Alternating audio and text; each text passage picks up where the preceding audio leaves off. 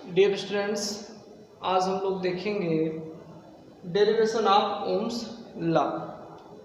Dear students, हम लोग पहले भी देख चुके हैं, पहले भी जानते हैं, पढ़ भी चुके हैं क्लास 10th में कि ओम्स लॉ में यदि समस्त भौतिक अवस्थाओं को कांस्टेंट रखा जाए, नियत रखा जाए, विशेषकर ताप को नियत रखा जाए, तो किसी भी चालक के सिरों के बीच का जो विभवांतर होता है उसमें प्रवाहित धारा के अनुक्रमणपाती होता है।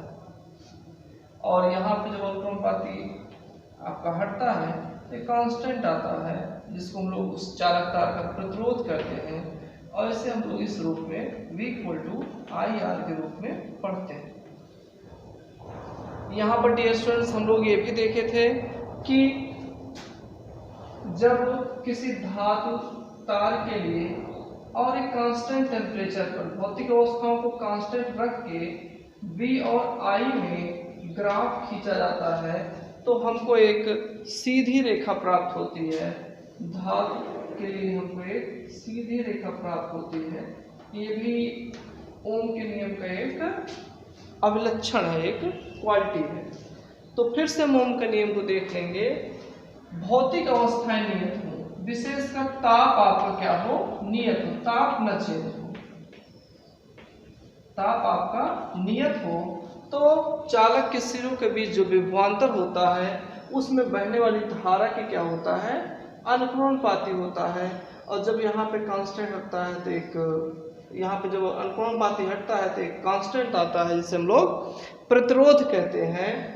और ये प्रतिरोध आपको जानते भी हो, प्रतिरोध क्या है, धारा के मार्ग में रुकावट उत्पन्न करता है। ये आपका हो गया। और यहाँ पर ग्राफ क्या हो जाएगा, एक सीधी रेखा प्राप्त होती है। ऐसे परिपथ जो ओम के नियम को फॉलो करते हैं उन्हें हम लोग ओमीय परिपथ कहते हैं। ओके, तो ये डियर स्टूडेंट्स हम लोग देख चुके हैं। इसी का प्रूफ कैसे ये फाइंड आउट होता है, इस पर आज हम लोग चर्चा करेंगे।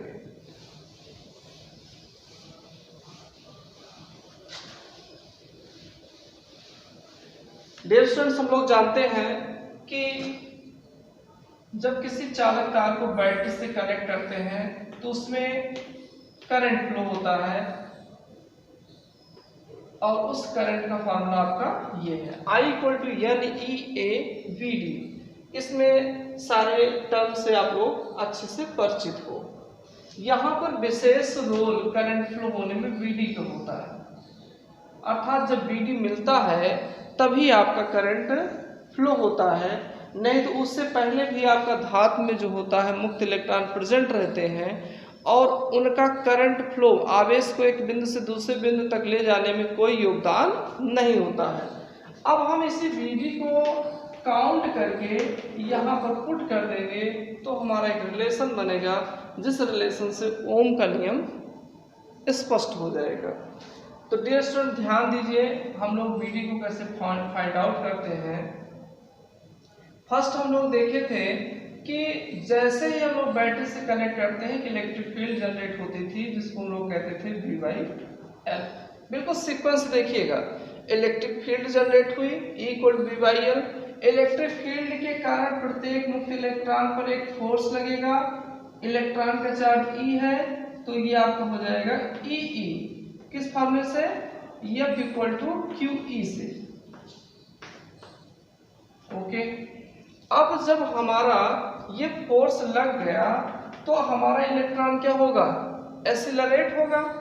तो एक्सीलरेट होगा तो F = हो जाएगा ma, A = हो जाएगा आपका F/m हो जाएगा।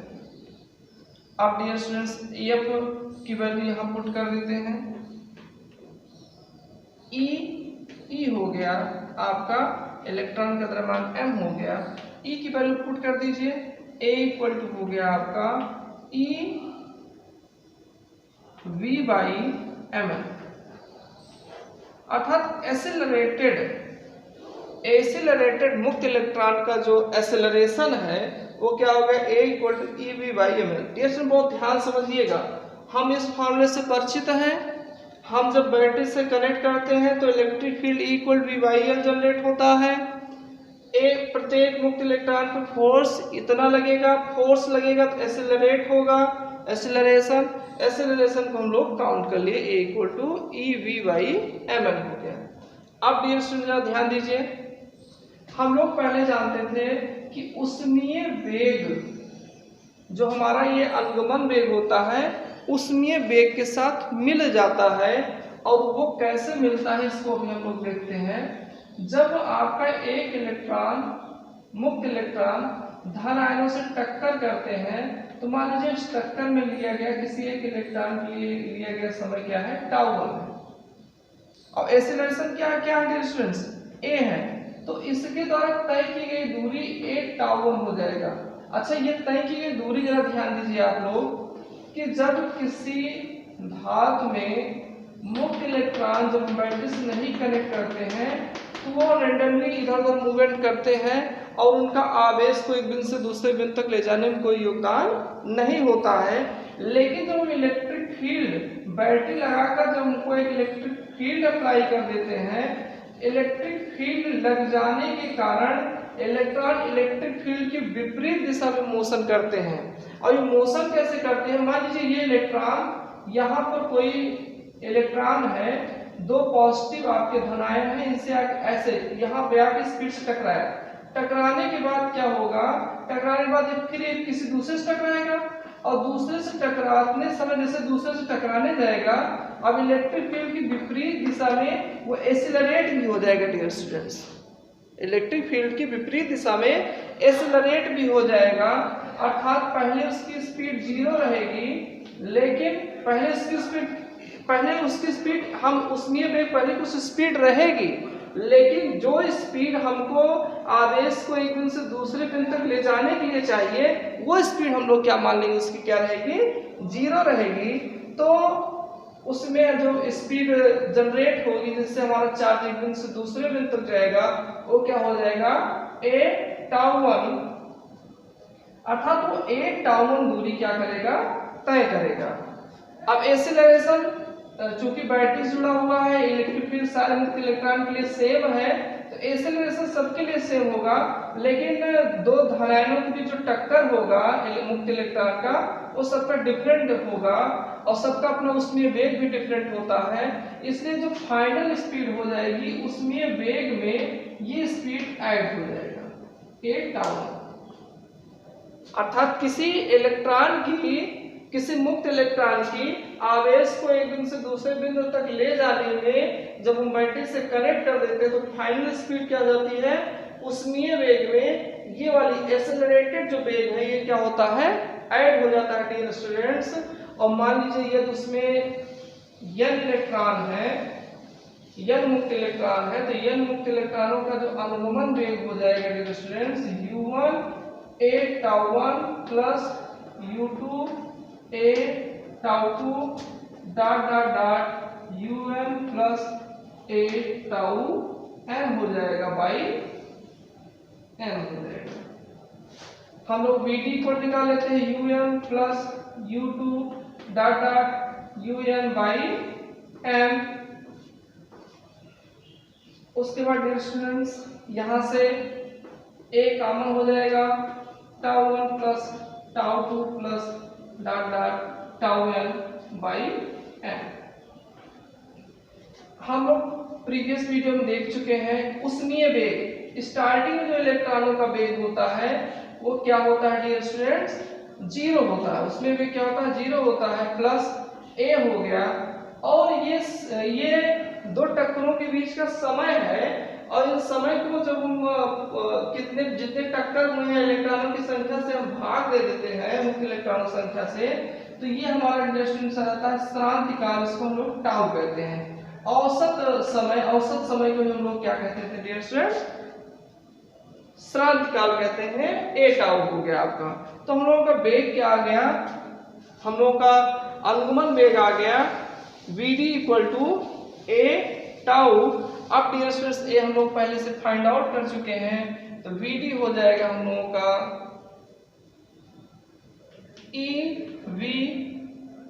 ml tau.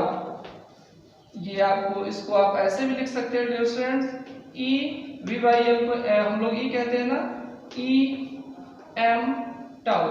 तो एक रिलेशन भी हो गया आपका, विभवांतर, अनुगमन वेग, इलेक्ट्रिक फील्ड में एक रिलेशन भी आ गया। अब इस वीडी की इस वैल्यू को हम लोग फर्स्ट इक्वेशन में पुट कर देते हैं। आई इक्वल टू हो जाएगा N E A E V tau by M L. ध्यान दीजिएगा, E V tau by M L. ये आपके क्वेश्चन यहाँ पे ई में और वीडी में, वी और वीडी में एक रिलेशन है, इसको ध्यान रखिएगा, इस पर भी न्यूमेरिकल पूछा जाता है। अब डियर स्टूडेंट्स इसको ध्यान दीजिए, I N E square A, N E square A V tau by M L. यहां पर हम लोग वी आपका कैपिटल रहेगा dear students, V by I कर लेते हैं, तो ये हो जाएगा M L N E square tau A. ये आपका यहाँ पे चला आया और N E square tau A, और यहाँ पे आपका v रहेगा, आई इसके नीचे आ जाएगा डियर स्टूडेंट्स। अब ये आप ध्यान से देखिए, v बाई आई, और ये किसी एक तार के लिए, ये पूरा टर्म किसी एक तार के लिए, जैसे एक तार के लिए वहां पर इलेक्ट्रॉन का द्रव्यमान कांस्टेंट रहेगा, ये तार की लंबाई कांस्टेंट रहेगी, चार्ज कांस्टेंट, संख्या कांस्टेंट हो गया, ये आपका औसत समय, अनुप्रस्थ, क्षेत्रफल, ये सब कांस्टेंट रहेगा, ये पूरा कांस्टेंट हो जाएगा। और इसी को हम लोग कहते हैं तार, चालक तार का प्रतिरोध हो जाता है, ml हो जाएगा एन ई स्क्वायर टाउ ए हो जाएगा। और डियर स्टूडेंट्स हम लोगों का आ गया R equal to V by I, जो कि आपका यही ओम का नियम है। अगर हम इसको और इधर कर लेते हैं, वी अनुपाती आई, तो ये डियर स्टूडेंट्स आपका प्रूफ हो गया। यहाँ पर डियर स्टूडेंट्स ये ध्यान देने वाली बात है कि यहाँ पर इस रेडियस, इस आपका रेजिस्टेंस के फॉर्मूले में कहीं इस टाइप का कोई टर्म नहीं इन्वॉल्व है कि यदि हम किसी तार को इस तरीके से फोल्ड कर दें यस आकार में या एन आकार में, तो उसका रेजिस्टेंस बढ़ जाता है या घट जाता है। अर्थात किसी तार को मोड़ने से, कई बार फेरे लगाने से उसके रेजिस्टेंस में कोई चेंज नहीं होता, क्योंकि यहाँ पे देखिए इस तरीके से आकार और नंबर ऑफ टर्न्स यहाँ पर कहीं इन्वॉल्व नहीं है। तो अगर इस तरीके से कोई क्वेश्चन करता है कि किसी तार को हम कई बार लपेट दें उसका रेजिस्टेंस बढ़ जाएगा, तो वो सब गलत है। हम लोगों का यहाँ पर आर ये हो गया distance, R equal to V by I, V अनुपाती आई, ये हो गया। और जो परिपथ ओम के नियम का पालन करते हैं ओम ये परिपथ कहलाते हैं। यहाँ पर भौतिक अवस्था कांस्टेंट रखना है, विशेषकर ताप को कांस्टेंट रखना है। तो ये डियर स्टूडेंट्स आपका पूरा प्रूफ हो गया। डियर स्टूडेंट्स हम लोग देखेंगे ओम के नियम के अपवाद। ओम के नियम के अपवाद में यह है कि जो परिपथ या जो डिवाइस ओम के नियम को फॉलो नहीं करते हैं वो अपवाद की श्रेणी में आते हैं। ओम के नियम के फॉलो का मतलब यह हुआ बी और आई में खींचा गया ग्राफ एक स्ट्रेट लाइन होना चाहिए। लेकिन डियर स्टूडेंट्स हम जब बैटरी से यहाँ पर किसी चालक तार को कनेक्ट करके बी और आई में ग्राफ खींचते हैं तो हमको ये चीज तो मिल जाता है, ओम के नियम को फॉलो भी हो जाता है। लेकिन हम इसी स्थान पर यदि हम किसी टार्च के बल्ब को लगा देते हैं तो टार्च के बल्ब को लगाने पर यहाँ पर भी हम लोग करंट और आई में जब आई और वी में जब ग्राफ खींचते हैं तो हमको एक सीधी रेखा नहीं प्राप्त होती है। डियर स्टूडेंट्स स्टार्टिंग में सीधी रेखा प्राप्त होती है लेकिन कुछ समय बाद वो वक्र हो जाती है, कर्व हो जाती है। ऐसा इसलिए होता है डियर स्टूडेंट्स क्योंकि यहाँ पर स्टार्टिंग में जब करंट फ्लो होता है तो हमारा ये फिलामेंट हीट नहीं होता है और कुछ समय बाद फिलामेंट हीट हो जाता है। उसी समय हमारा क्या हो जाता है, यहाँ पर ये वक्र जो है चेंज हो जाता है, अर्थात ओम के नियम को फॉलो नहीं करता है डियर स्टूडेंट्स। तो इसका मतलब क्या हुआ कि कम ताप के लिए ही ओम का नियम, कम ताप के लिए के लिए ही ओम का नियम है। उसके बाद डायोड और ट्रांजिस्टर में भी हम लोग यही देखते हैं डियर स्टूडेंट्स कि यहाँ पर डायोड में तो कम ताप के लिए भी ओम का नियम फॉलो नहीं करता है। और इस अलाक्षणिक डायोड की इस अलाक्षणिक ग्राफ से आप वक्र से देख सकते हो कि आगे चलकर बी आपका बढ़ता चला जाता है, लेकिन करंट पर कोई इफेक्ट नहीं, करंट नहीं बढ़ता है, करंट राइज नहीं करता है, बी आपका बढ़ता चला जाता है। तो ये सारी बातें थी कि हमारे कुछ परिपथ होते हैं, कुछ इस तरीके के डिवाइस होते हैं कि जो ओम के नियम को फॉलो नहीं करते हैं। ऐसे परिपथ को या ऐसी व्यवस्था को अनओमीय परिपथ कहते हैं। उधर हम लोगों का क्या था, अभी ओम के नियम को फॉलो करते हैं वो ओमीय परिपथ कहलाते हैं, और जो ओम के नियम को फॉलो नहीं करते हैं वो हम लोगों का अनओमीय परिपथ कहलाता है। अनओमीय परिपथ। और यहाँ पर प्रतिरोध हर बिंदु पर बदलता रहता है, इसको हम लोग कहते हैं गत्यात्मक प्रतिरोध। गत्यात्मक प्रतिरोध।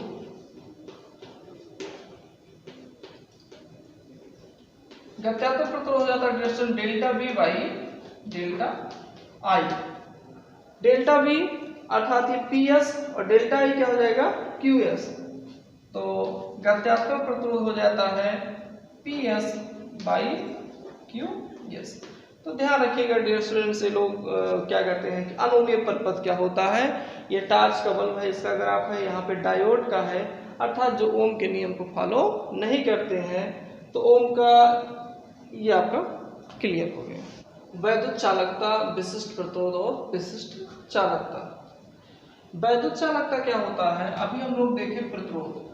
प्रतिरोध V बाई आई है हमारा, अर्थात विभवांतर और धारा के अनुपात को हम लोग प्रतिरोध कहते हैं। प्रतिरोध का मात्रक ओम होता है डियर स्टूडेंट्स। प्रतिरोध एक प्रकार से यदि अधिक होगा तो धारा के मार्ग में रुकावट अधिक होगा और धारा का अच्छे से फ्लो नहीं होगा।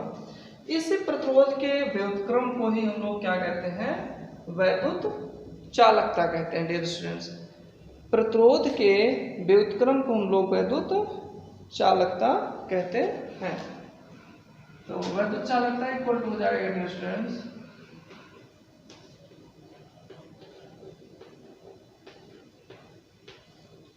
वन बाई आर, अर्थात जिस चालक का प्रतिरोध अधिक होगा उसकी वैद्युत चालकता कम होगी। अब प्रतिरोध कम होने पर वैद्युत चालकता अधिक होगी।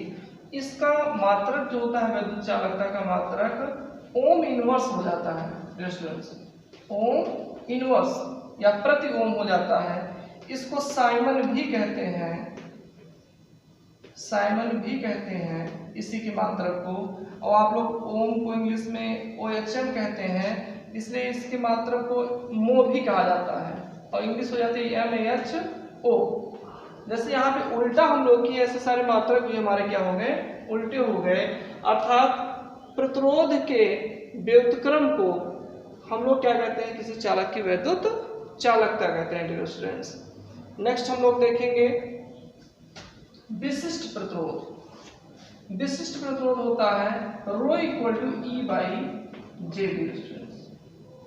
ई इलेक्ट्रिक फील्ड, जे आपका धारा घनत्व। अर्थात किसी बिंदु पर जो इलेक्ट्रिक फील्ड होगा उसी बिंदु पर धारा घनत्व के अनुपात को हम लोग क्या कहते हैं, विशिष्ट प्रतिरोध कहते हैं। जो कि किसी पदार्थ का अपना गुण होता है, बिंदु का नहीं डियर स्टूडेंट, किसी पदार्थ का अपना गुण होता है। और E इक्वल टू हम लोग जानते हैं V बाई L होता है डियर स्टूडेंट्स, और J भी हम लोग जानते हैं I बाई A होता है। यहाँ पर इसको पुट कर देते हैं तो E के जहाँ V बाई L आपका नीचे आ गया, J के जहाँ I कर देंगे और ये हम लोगों का ऊपर चला जाएगा। तो रो इक्वल टू हम लोग का आ जाएगा V by I dear students, हम लोग जान रहे हैं R होता है ना, R A बाई L। तो एक रिलेशन आपका ये भी आ गया और एक रिलेशन आपका ये भी है डियर स्टूडेंट्स। इस रिलेशन को हम लोग पढ़े भी हैं, R equal to rho L by A। Class 10th में हम लोग पढ़े हैं R equal to rho L by A, जहां से क्लियर होता है resistance directly proportional to L और इनवर्स में प्रोपोर्शनल होता है 1 बाई ए। ए क्या है? मोटाई, तार की मोटाई, इसके अनुप्रस्थ काट का क्षेत्रफल। तो ये ध्यान रखिएगा डियर स्टूडेंट्स, विशिष्ट प्रतिरोध होता है E बाई जे। ओके, विशिष्ट प्रतिरोध का मात्रक भी यहाँ पर हो जाएगा ओम हो गया, एरिया है ना metre into metre upon metre, तो एक कैंसिल हो जाएगा तो ओम मीटर हो जाएगा डियर स्टूडेंट्स। नेक्स्ट हम लोग पढ़ेंगे विशिष्ट चालकता। विशिष्ट चालकता डियर स्टूडेंट्स, विशिष्ट प्रतिरोध का व्युत्क्रम विशिष्ट चालकता कहलाता है। सिग्मा से रिप्रेजेंट करते हैं 1 बाई रो हो जाता है डियर स्टूडेंट्स।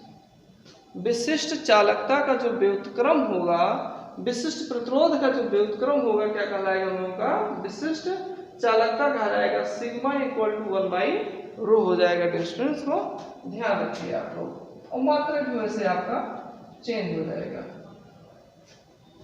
यहां पर एक रिलेशन हम लोग और फाइंड आउट करते हैं, sigma equal to dear student देखिए यहाँ पर रो की वैल्यू, इस रो की वैल्यू रखिए 1 बाई ई जे, और ये हो जाएगा sigma equal to J by E, और जे इक्वल टू हो जाएगा सिग्मा ई। ए भी वेक्टर, ए भी वेक्टर, तो ये भी रिलेशन साफ आ जाता है धारा घनत्व और इलेक्ट्रिक फील्ड में रिलेशन, जिसको हम लोग ओम के नियम का सदिश स्वरूप या ओम के नियम का सूक्ष्म स्वरूप भी कहते हैं।